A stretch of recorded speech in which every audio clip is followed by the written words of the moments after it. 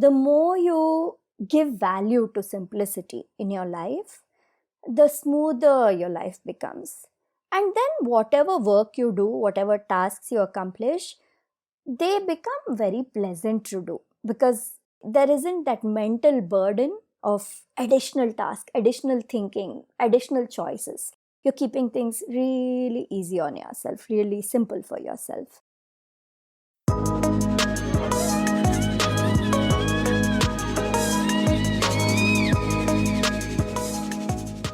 Hello, hello, hello. Welcome back to the Feel Good Factor.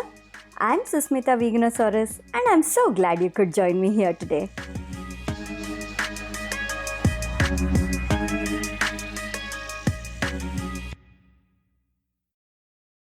Hey, gang. It's good to be back. My last episode was a couple of weeks ago. If you listen to that, I spoke about how I would be going off on holiday and meeting family and having a good time at some function. And well, I did all of that. And then I came back and promptly fell sick.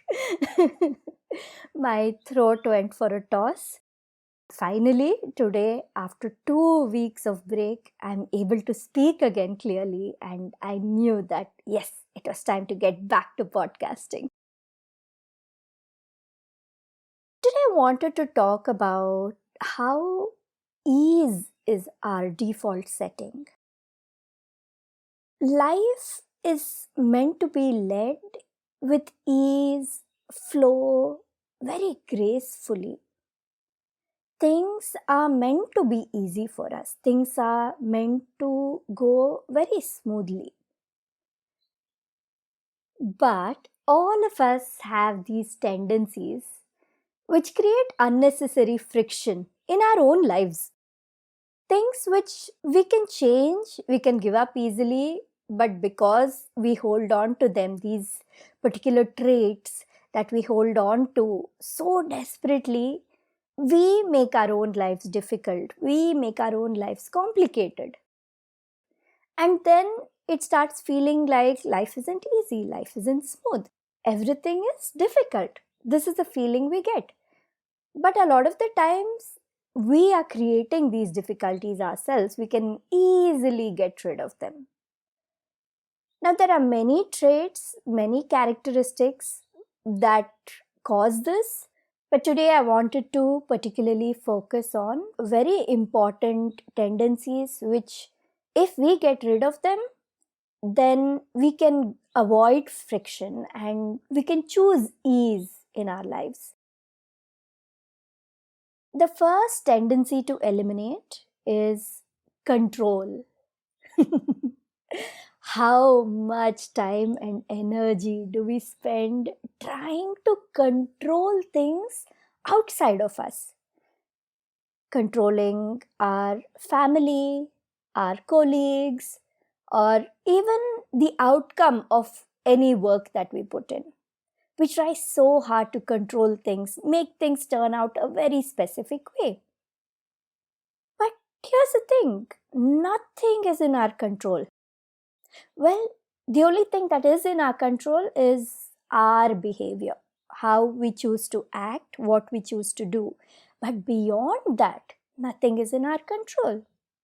And once we accept this, we start saving a lot of energy. We start gaining a lot more mental peace. Because if things aren't in your control, then there's no point trying to control them, trying to make things work out a certain way. All we need to do is put in our efforts, do our work, do our part, and then let go. Whatever has to happen will happen. The second tendency to eliminate is resistance to change. Change is constant. It's a guaranteed thing. There will always be change in our lives. Some of these changes we embrace easily. Some of these changes are difficult. We don't want to embrace them. But it doesn't matter how we feel about the change. Change is going to happen. That's it. Resistance is futile. That's exactly what it is. When it comes to change, don't try to resist things. allow the change to flow, the more you lean into it, the more you flow with it, the easier the change becomes for you to embrace. For example, a couple of years ago, I had to shut down my business. Now, when I had to shut down my business, I had to accept that this is it, this is the end. I have to close it down. There's nothing else I can do about it. Now, the sooner I accepted this, the easier it became. No matter how emotionally difficult it seemed to let go of my baby that had grown and nourished, and I had built this business over so many years. So, of course, it was emotionally difficult. However, it was still very easy and very possible for me to just let go of it and focus on the steps, the processes that involved letting go of it. Another big change happened later in the same year where we had to move out of our house, which we'd been living in for more than a decade. And it was not easy, it was not something we wanted to do, but it had to happen. That's it. There was a change, it was due, and it had to happen. Again, it would have been natural for me to just sit down and be stubborn and say, no, I don't want this change. I don't want to move out of here. I don't want to let this happen. But I realized that the sooner I embraced it, sooner I accepted that this is a change, and also not only accepted it, but looked forward to the newness. Because, yes, when something goes, something old goes, there's something fresh and new coming into your life. And when I embraced that and started looking towards it, then I suddenly had energy, I had inspiration, I had motivation to pack up, to clean things out, to do everything that is needed in the process of shifting your house, which is a huge project. So, resisting change is an unnecessary waste of time, waste of energy, and we just have to accept that change is inevitable. So, let's go with the flow. The third time waster, the third friction causer is worrying. Worrying about things which are out of our control. Worrying about things which we cannot do anything about. In fact, worrying even to the point of analyzing and overanalyzing and overthinking things. Oh, it is such a waste of mental, emotional space. And of course, that leads to your physical energy also being sucked out. Instead of worrying, instead of overanalyzing, instead of thinking of all the ways something could go wrong, we could focus on all the ways something could go right. Because both are anyway illusions, right? Going wrong, nothing is guaranteed. Both are possibilities, both are future possibilities. So why focus on how things could go wrong, and instead why don't we focus on how things could go right, and then start taking steps towards that, towards things working out well. I can't ensure things will go right, but once things have gone right, what is it that I can do to ensure that things are smooth? I'm able to embrace it and just move into that zone of, okay, everything is working out, everything is going smoothly, and then focus our energies on that. The fourth thing that causes friction in our lives unnecessarily is defensiveness and justification.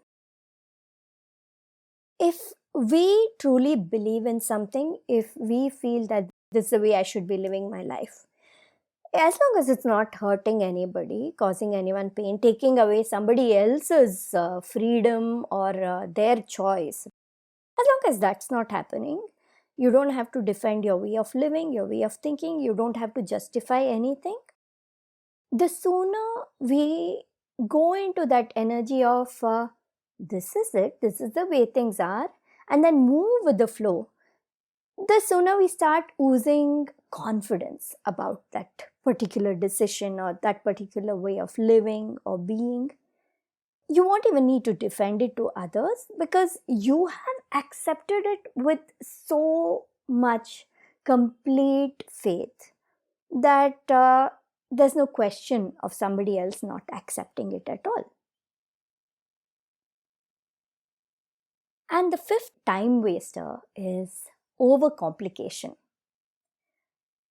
Think of your daily tasks, whatever you do through your day, whether it is at home, whether it is at work, at your business, or wherever it is. How simple do you keep things for yourself? Sometimes we trick ourselves into thinking that we are optimizing certain things, and then because of that, the simplicity goes away. For example, if you have to go out and do some shopping, some grocery shopping, and come back so that you can start cooking a meal, it could be as simple as just walking up to the store, buying your groceries, and coming back and making the meal. But we feel like, okay, I'm putting this effort to go out and buy my groceries. So, what else can I combine with this to make sure that that one effort of going out and coming back, I get more out of it? But unfortunately, by trying to combine things, adding these hooks and piling things on, making the task bigger for yourself than it is meant to be, than it's supposed to be, you make things very complicated. And then the task becomes daunting because no more is it just getting into your car or wearing your slippers and just going out and buying groceries and coming back. It becomes, okay, since I'm going to buy groceries anyway, next door there's a medical shop, I'll just pick up these few other things. And then there's a tailor, so let me go and check if the dress that I had given for stitching is ready. And I'm going all the way to that place, so let me complete all these things. You have this afternoon meal waiting to be made, and you think, oh god, if I step out now to go buy groceries, I'm going to take many hours.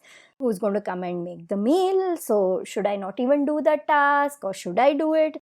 Okay, then what can I do for the meal, because that's not going to get ready by the time I'm back?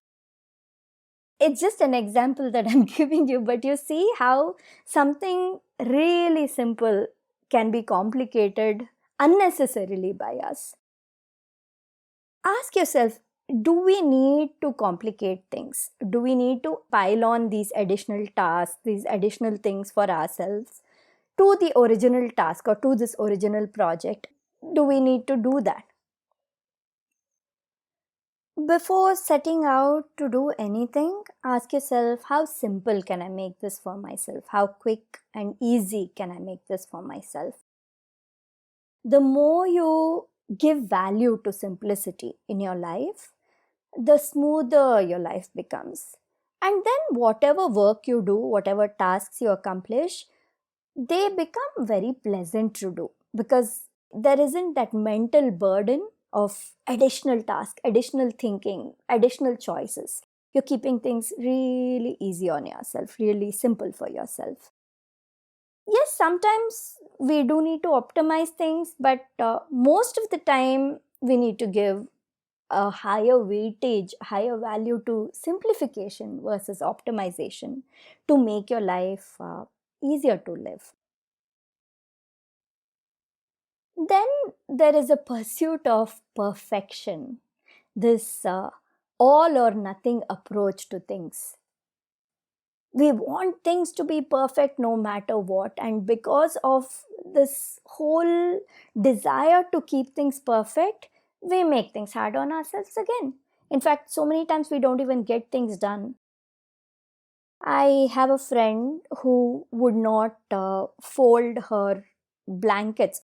Every morning when she got out of bed, she said that, no, I don't fold my blankets, I just leave them like that on the bed. I mean, there's nothing wrong with it. Everybody lives life in their own way, right?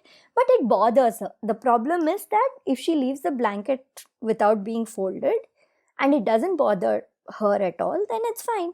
But she always said that it bothered her and she used to feel guilty or uncomfortable whenever she walked into her bedroom. So I said, then why don't you fold the blanket? It's a matter of 2 minutes, you just take and you fold it and you put it.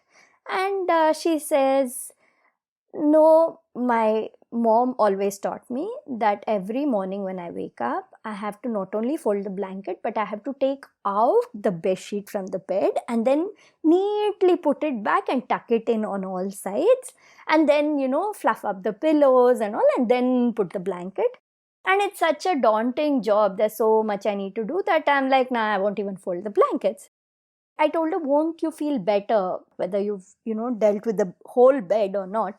If you see folded blankets when you walk into your room, won't you feel happy? And she said, no, if I don't do the whole thing, I feel like it's pointless to do it at all. And then she continued to just, live this life of feeling uncomfortable, but also not getting the job done.